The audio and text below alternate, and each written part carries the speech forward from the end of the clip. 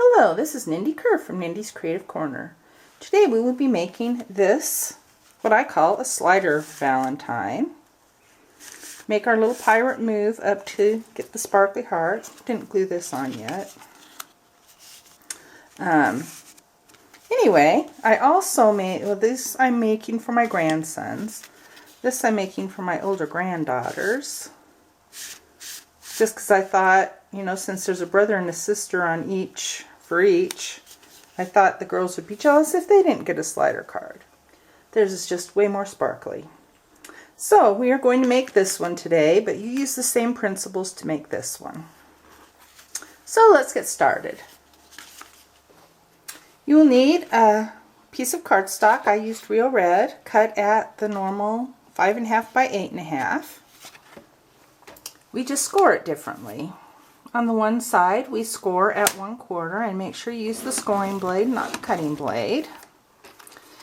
And flip it over, or push it through, whatever, anyway, and go to 4 1/8.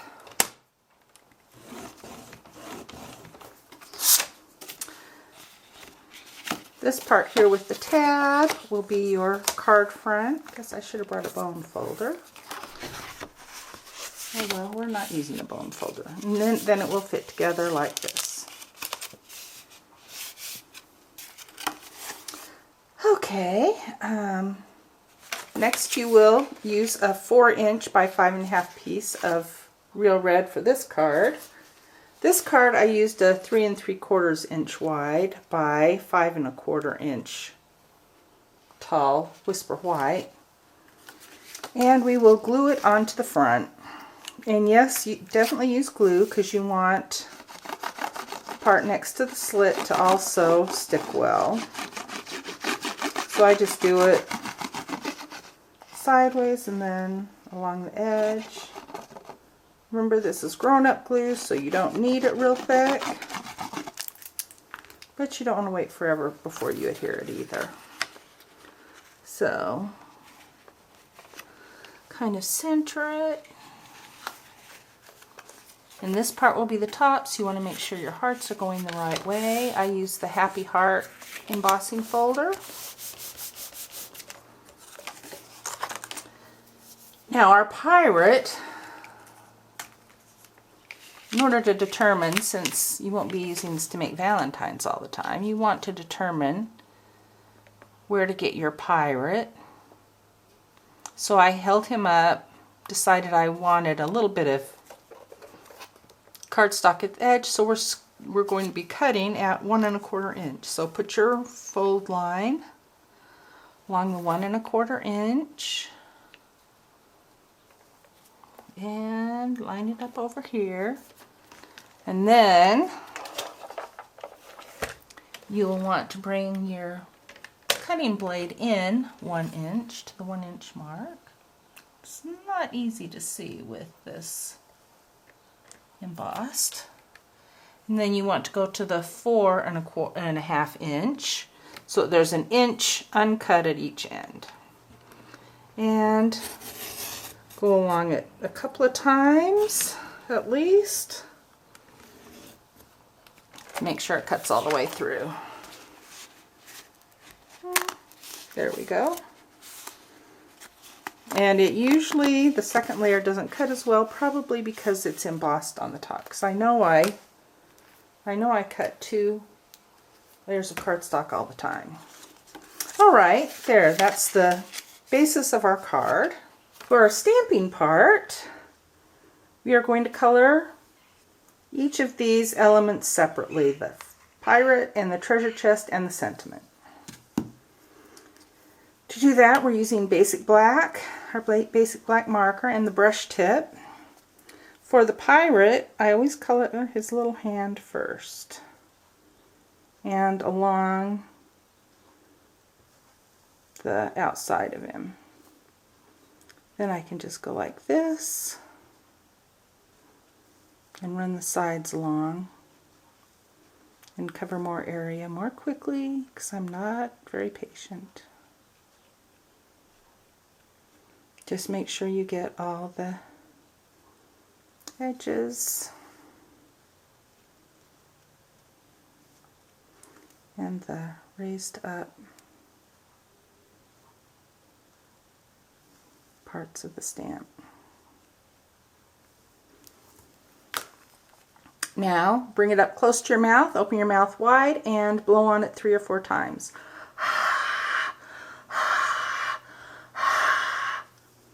I kind of move it in a circular motion so that I can get all the stamp.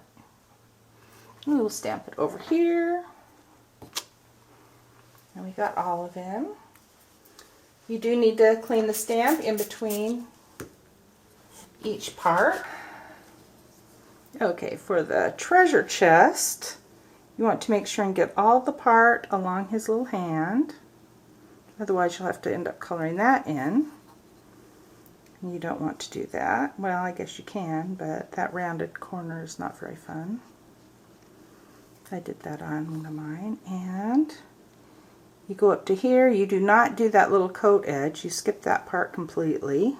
You will be drawing a straight line down there, which we all can do. It doesn't have to be perfect. Treasure chests were not perfect. And then again, blow on it a few times with your mouth wide open. And stamp.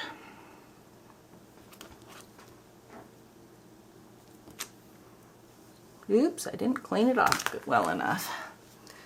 Now take your brush tip and do a straight line down there. Guess I need to clean my Stampin' Scrub again. Anyway, you color, you cut out these, you also stamp the other image, and I've got it stamped over here. And then we'll just cut it out in a little square. When we color him, I used Real Red for the hat and the jacket. For the lapels, I used Cherry Cobbler. For the cuffs and lapels and the inside, I used Cherry Cobbler. There's also a little part of his jacket in between his legs, so make sure and get that. His eye patch is Smoky Slate. So are the tops of his boots. You can also do his belt Smoky Slate. I know I have another guy cut out someplace. Anyway, the bird is Wild Wasabi and Tangerine Tango. His shirt is Pacific Point, and same with his little kerchief or whatever you want to call it. His buckles are Hello Honey. His pants are Soft Suede. Boots are Basic Black. So that should help you with that. The treasure chest is Chocolate Chip, Baked Brown Sugar, Hello Honey, and Daffodil Delight. So that should help you with your coloring. And where did I put that other guy? Here he is. When you cut him out, between the hand and the scarf, I just did this after. I mean, here, you can do it however you want. And here I just did this, or here I cut in more, and these are all going to kids, so I'm kind of paranoid about them getting ruined, because I know they will play with them, which I want them to, so I just want to make them as sturdy as I can. Alright, let's start the assembly. For the inner part that helps it move up and down, you want it 3 3/4 by 5 inches. You want it 5 inches because when you hold it to open it, you generally pinch down there, and you want, if it goes all the way to the bottom, then you essentially can't pull it because you're holding it shut. Anyway, that's my reasoning for that one, because the first one I made, I used the full 5 1/2 inches. Okay, now here's where our magic starts to happen. As you can see, I stamped on the other side of that one. Okay, here's the dimensionals. And you want them right around his waist.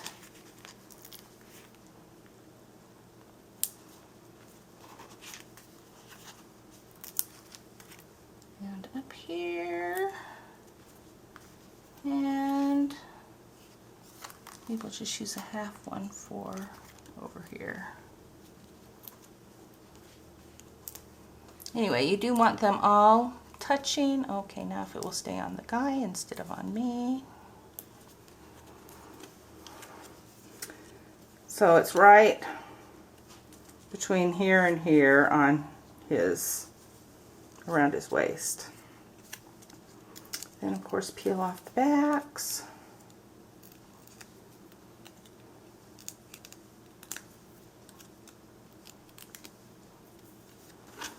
Then we will stick this to it, and we will try not to stick too much over, because whatever we have sticking,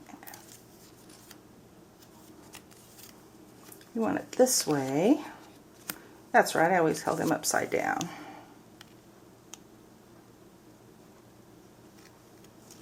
And before you press it tight, check and see on the back. Well, I guess we'll just trim this guy a little bit, because they're okay on the top, because you really don't want any sticking out on the top, because you want him to slide. So we'll trim off that little piece there. And no, yes, you don't have to be perfect on this. And we'll just trim off this little piece here and kind of trim a little bit under so you don't see it. Okay, there we go. Now we will open it and slide it through our slit. And slide him all the way over and all the way down, and try to make him straight. And hold your, well, let's straighten out this little piece.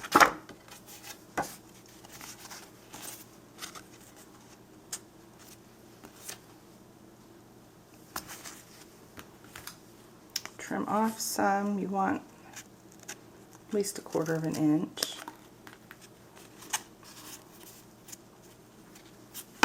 Okay. Now we put sticky strip on the back of this.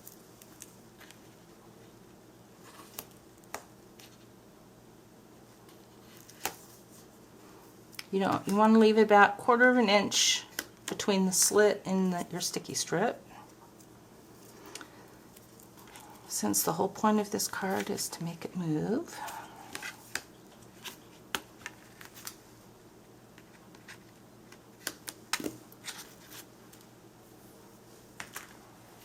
Okay, straighten this out again, hold it, check the position of your guy, tweak it so that his boots look like he's standing flat. And yes, it usually ends up crooked. Now we'll peel this off.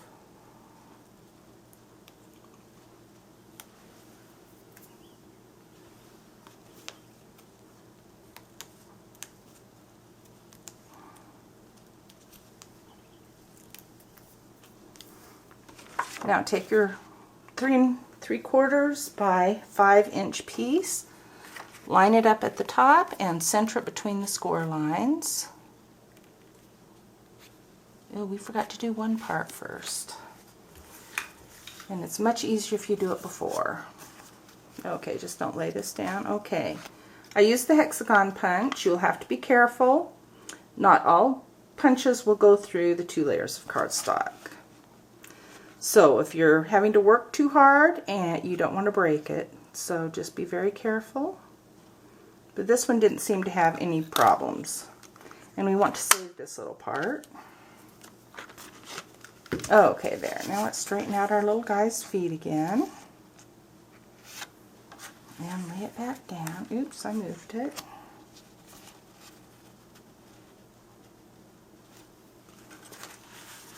I really should just mark how crooked it is. You know, put a pencil line or something, because no one's going to see it. Okay, now line this up. Centered in between the score lines and even with the top. And then press down on your sticky strip. Now you can move it up and down, and he will be on there securely. I tried to find the video where I originally saw this, but I couldn't find it. The lady did it with a nice German accent with Santa going up and down and a Christmas tree and presents over here. If I ever find that link again, I will make sure and update my blog post with that link so you can see. Now you're going to glue on. Let's just say I've gone through lots of Tombow lately. I did a class at church and we went through 4 things of Tombow, and my grandson's been making Valentines, and so you want it to fit right in there so it looks like nothing is there. And that will make it more secure when you attach your ribbon. I use this nifty ribbon from the holiday catalog. Use 2.5, 3 inches. Fold it in half so it makes a lovely little V shape. Should pull this thing out first, because this is so much easier to do before you have. Now I use my thumbnail to hold it in place. Then I get my stapler and go in and staple. I do love this nice little stapler that Stampin' Up! Came up with. Now we want to glue on our little sentiment. I just cut it out with my scissors in a square. I guess not quite a square. And use my real red marker to edge it. So much easier to do before you glue it on, which is what I did with my original one,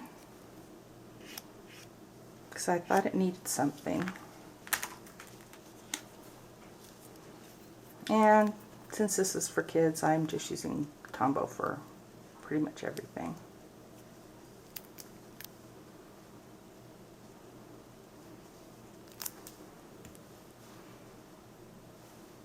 Okay, make sure this part is straight. Put it up here in between the... There we go. Now we just have to put some sticky strip along this edge.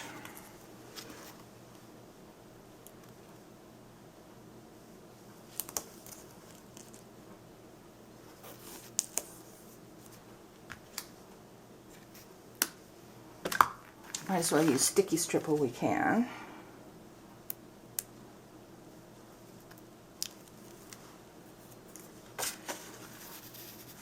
And then fold the tab down. Fold this part over. And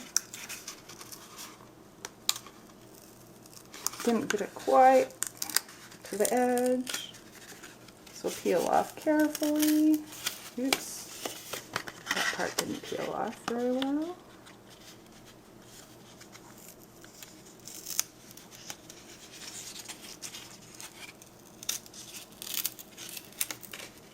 Okay, so the center's not doing so hot, but the rest of it should be alright. So we will go ahead and make sure we get it all the way to the edge this time. And now we'll just insert some glue in there. Okay, there we go. So, our little card is almost done. Oh, I forgot to stamp the wow on there. And you definitely need to stamp that before you do the heart, the embossing. I just may write on it. Or put a little cutout. Alright, we will glue his treasure chest on.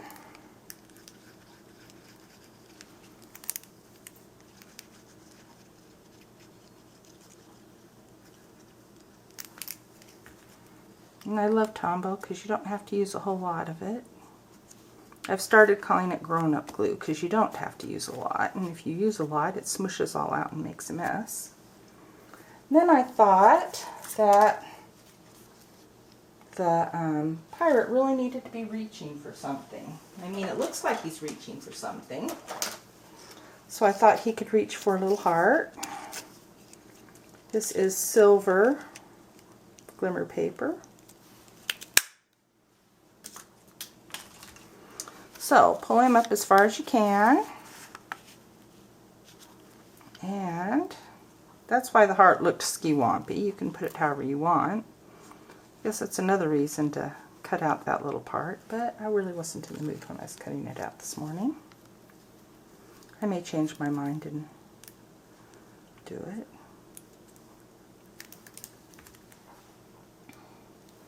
And line up the outside. Maybe we could do it this way. Line up the outside. There, so he's reached his heart. So, except for the wow, we did pretty good. Now for the wow, I used Early Espresso because I could not find my Memento black ink. That stamp set is a photopolymer stamp set. If you use your Stays on Black ink pad with the photopolymer stamps, it permanently stains your stamps black.